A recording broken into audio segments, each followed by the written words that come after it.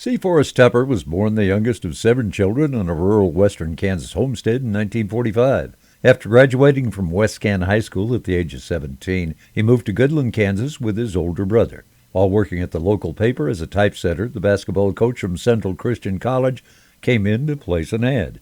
Seeing Forrest standing there at 6 feet 8 inches tall, he offered him a scholarship. Forrest then needed a job where he could save some money over the summer to pay for college, and custom harvesting offered him that opportunity. He decided to join the crew of Marion Farr out of Goodland. Marion Farr had a Super 92 Massey combine, which they loaded on the back of the grain truck to haul from job to job.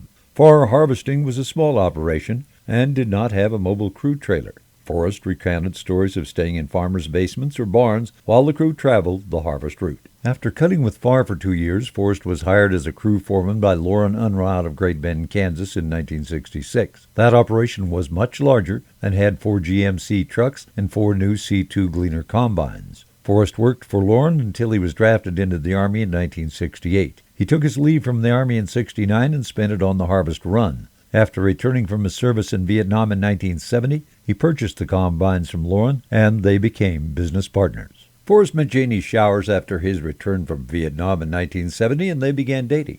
The couple were married in 1974, which was the same year that Forrest completed his degree in zoology from Bethel College in Newton, Kansas. Janie went along on the harvest run every year since then. She prepared 3 meals a day for the crew, as well as being a gopher for parts, runs, and raising their 2 boys, Grant and Garen. When asked why Janie wasn't running a combine, Forrest would reply, "Our stomachs are more important. I can always hire a guy to run a combine." During the 1970s, Forrest expanded his operation to 6 combines, all Gleaners. Tupper Unruh Harvesting was one of the first to add a second fuel tank to the Gleaner combines, so the crew didn't have to stop for fuel as often during the long days in the field. He started his run in Olustee, Oklahoma, and worked all the way to the Canadian border before returning to Kansas for fall harvest. This run would be expanded in the 90s to include the northern part of Texas and a substantial fall harvest run in South Dakota. It was during the early 70s that Forrest earned his pilot's license and purchased a Cessna 172. He used his plane to travel around the country and meet with his customers. Many of the members of the crew who flew along on these trips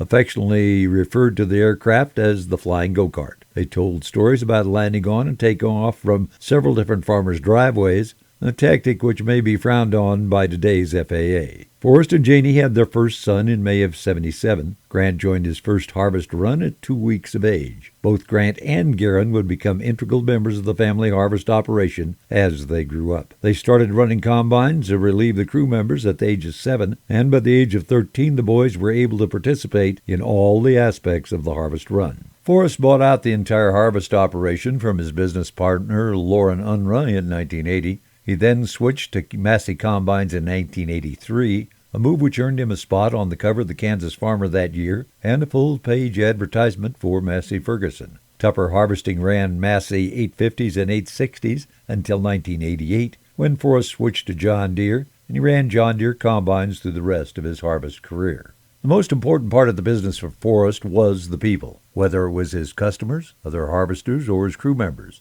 Forrest fomented strong relationships with everyone he worked with. He was a man of his word, who led by example and was guided by his strong Christian beliefs. His witness over the years influenced several of his crew members to join the church themselves. A handful later became pastors. In the 60s and 70s, Forrest hired mostly college boys to work the harvest run, several of them being his classmates from Bethel College. Many of these guys enjoyed the experience enough to return for several harvests. Forrest began working with H-2A and J-1 visa programs in the late 80s, and by the early 1990s, these foreign crew members made up the majority of the guys he hired. Tupper Harvesting employed men from 13 different countries over the years, with a lion's share of them hailing from New Zealand, South Africa, and England. Forrest completed all the paperwork himself for each of the H-2A visas, a process which put him on a first-name basis with many of the government officials who grant these requests. Forrest also served on the legislative committee for the USCHI for the last 5 years of his life. Forrest, or Tup as he was affectionately called by his crew members and friends, was known as the gentle giant for his endless patience and his calm demeanor.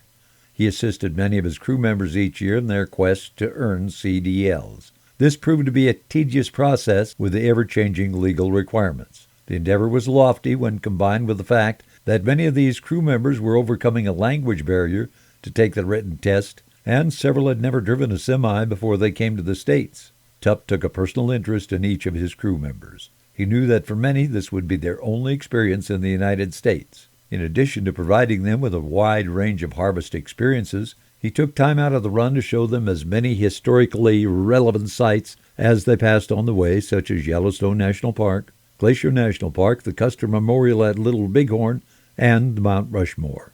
Such diverse crews were so effectively managed because Forrest was an amazing teacher. He said many times that teaching a new crew member what needed to be done on a harvest run was mostly about patience. That and never underestimating how quickly instructions could be lost in translation.